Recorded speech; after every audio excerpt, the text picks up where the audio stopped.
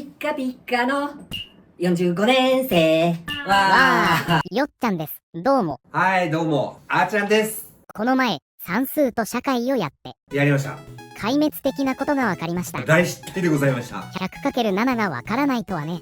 さすがにちょっとよっちゃも想定外だった。駄菓子屋にもうかつに行けないよいけね。ないね。騙されますよ、世間に出て。騙される算ね。数が一番大事、マジで。早速、テストをスタート。漢字テストですよ。書き取りかよ。今さ、ずーっとパソコンで打つ仕事とかもしてたからさ。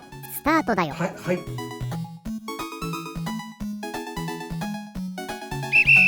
じゃあ採点しよう。すいませんでした。ひどい、ごめんなさい。茨城県の方と愛媛県の方、本当申し訳ない。止めや羽をあまり細かく言わず、甘くさ移転しますね。はい、甘めにお願いしますよ。はい、これ何年生の漢字ですか4年生ですよ。18問中15問正解。合格ラインといえば合格ライン。よし、合格。漢字を憎んでるかもしれない。今言った憎むって漢字を書いてごらん。書けます。あ、書けない。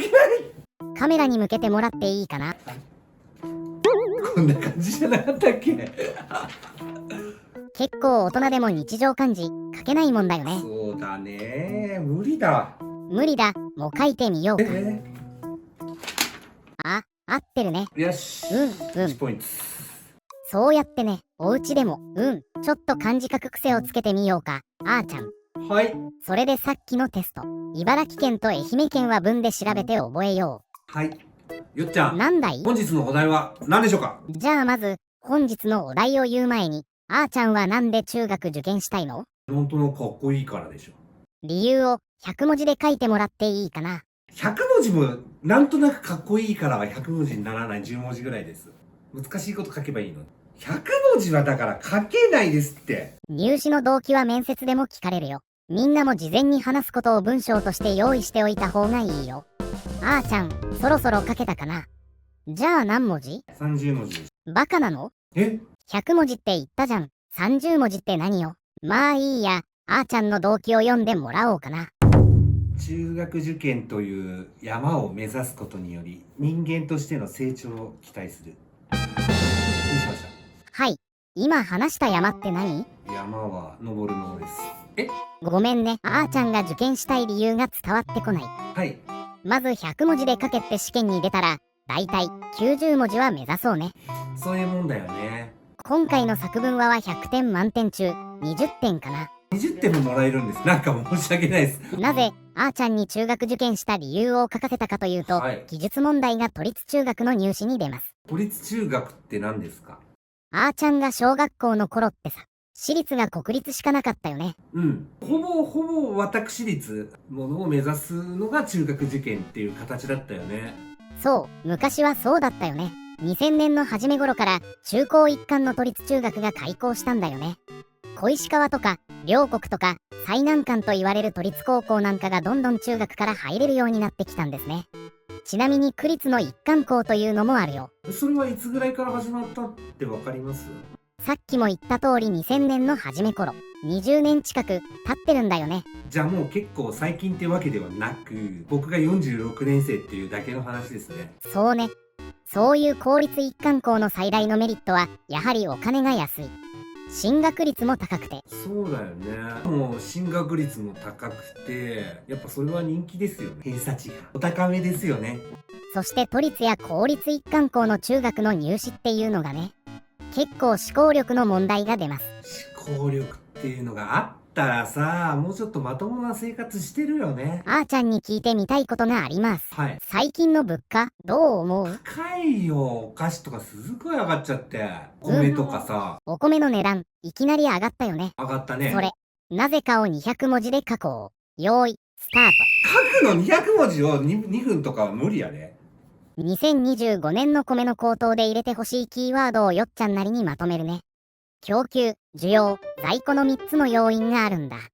供給に関しては気候変動。気温の上昇や豪雨で農産物は取れ高が少なかったんだ。それ以外に減反政策での水田面積の減少、インフレによる物価上昇が要因とされるよね。需要だけど、インフレにより外食が極端に減ったことで家庭でのご飯の回数が増えて米の需要が増えたと言われてるよ。そして在庫管理。みんなは備蓄米って言葉は聞いたことあるよね。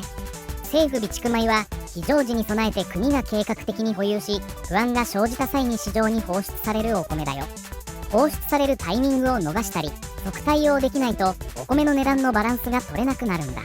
そろそろいいかな。あーちゃん、終了です。読んでくださいね。米の値段が上がったのにはいくつかの要因が考えられます。一つには気候的なもの。夏の厳しい暑さや降雨量が少なかったこと。次に政府、つまり農林水産省のトップである大臣及び属議員の意向を反映したことが推測されます。なぜなら大臣が交代した瞬間に米の価格が下がり始めたからです。あとは分かりません。以上です。ということであーちゃんは気候変動には触れていたので30点かな。厳しい。これで30点しか入んないの？これ難しいじゃん。この小論文みたいなの200文字とか書かせんの。小学生にできるレベルなのか？ねえねえ、タブレット見てもらっていい？これは実際にね、都立中学で出た問題なんだ。知識や情報を社会へ広めたり、次の時代へ伝えたりするために、紙を使った出版と電子出版をどのように使い分けることが将来の出版にとって良いと考えますか？なんだよこれ、大人の問題じゃないか。レベルやっぱお高いですな。これを解いてもらおうかな。画面を見てね。見えます。図を見て回答する問題ですが、文章を読むよ。カモメが飛ぶときには翼を大きく広げたり小さく折りたたんだりする様子がわかります。翼を大きく広げるのはどのような時ですか？その理由についてあなたの考えを説明しなさい。というものです。はい、やってみようか。何文字？カモメはカモメ。なんだよ。なんだねその歌は、よっちゃん。鳥の気持ちになってパタパタして考えてみようか。行くのがお似合い。はい、おしまい。見ました。ちょっと読んでみてもらっていいかな。はい。カモメが翼を大きく広げるのには2つの理由がある。1つには羽ばたくときに翼を広げたり縮めたりする動きをするため。もう1つは揚力浮く力を得るために広げる。翼を大きく広げることにより滑空を可能にしている。以上です。滑空ってグライダーとか紙飛行機とか飛ばしたことあるでしょ？あれよ。滑空っていうのは翼を大きく広げて鳥とか飛行機とかがモモンガとかいるじゃん、あれもそう、ムササビとか、要は忍者ハットリくんとかさ、風呂敷を広げてその風呂敷がバタバタバタバタっていうじゃん、タコみたいなもんだよ。それによって揚力を得て羽ばたいて飛ぶんじゃないんだけど、滑空っていうのだから要は紙飛行機が飛んでいくのと同じ理屈で、その羽を広げることによって揚力を得て進んでいくっていう状態ですね。はい、素晴らしい。海鳥の特徴的な飛び方で揚力を最大限利用して滑空するんだよ。羽ばたき回数が少なく、風に乗って長距離を移動できるんだ。これって事前知識がないとなかなか文章化するのは難しいよね。難しすぎるわ、今の。やっぱさすが難関ですな。都立中学の出題問題の特徴として算数、理科、社会、国語で分かれてないんだよ。どういうこと？全部一緒ですみたいな。これあれですね、通常の受験対策ではちょっとなかなか追いつかないですね。そうですそうです。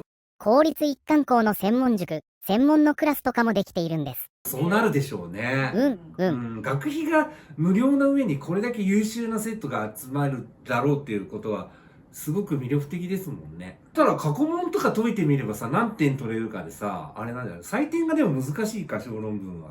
過去問はでも、僕昔受験してた時に、東大の和田先生がよく過去問はやった方がいいよみたいに言ってた気がする。違ったらごめんなさい。誰かが書いてたよ。そうね。公立一貫校は過去問解いておいた方がいいね。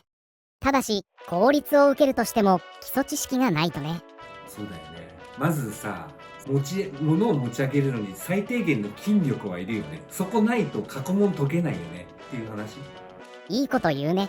筋力。そういうこと。それをよっちゃんやりましょうってこと。そういうこと。ほんと勉強になります、よっちゃんのやっぱ。今回はどうでしたか？次回は受験塾についてだったり雑学だったりを取り上げたいな。雑学僕得意よ。雑学といえばこの前の授業は九州だったよね。面白かった。九州が今シリコンアイランドって言われているの知ってる？もう一回言って。シリコンアイランド。シリコン？今国を挙げて半導体を強くしようって開発や製造のスキルアップを推し進めてるんだよね。九州は昔から工業地帯があったり地盤や水の整備が整っていて半導体産業が集まってきている。なんかニュースで見たことある。はい。それに台湾に近い熊本には台湾の半導体会社の工場ができたんだよね。それで入試なんかにも出てくる項目になってるよ。あーちゃんはシリコンアイランドに関する記述が出たらノーアイデアでしょう。そうか。美容整形でおっぱいを大きくしてる女性がたくさんいる島があってとか、ほんとしょうもないこと考えてました。すいませんでした。あーちゃんが小学校5年の時には出なかったような問題も出てきているから。僕がやってたこと全然違う。時事ニュースは受験生のみんなもチェックしておいた方がいいよ。そうか、今ネットでねいっぱい情報入るしね。いやーレベル高すぎでしょ。小学校6年生か受験するのは小学校6年生の子に要求するには非常に高いレベルだと思いますけど、ニュースを見るのは誰にでもできるんだけど、アウトプットするのはまた別だからね。ちゃんと入力してからしっかり自分の中で咀嚼して考え組み立ててアウトプットできるかどうかっていうことを試してるんだろうね、この試験はね。あーちゃんいいこと言うね。そうだよね。公立の一貫校を受験するのであれば時事問題を見て自分ならこう考えるという意見を持つのは大事だっていうことでした。そうだよね、人間としても役に立つしね。皆さんこれからもこのチャンネルで中学受験の情報発信できればなと思ってます。じゃあカメラに向かってじゃあね。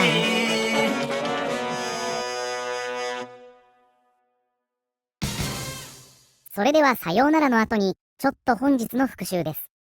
都立中学対策時事問題を取り入れた思考力テスト1問目。AI の進化が将来の人口構造に与える影響を200文字で説明しなさい。この設問は自動化、労働市場、高齢化社会のキーワードを入れるとまとまるよ。それでは思考力テスト2問目。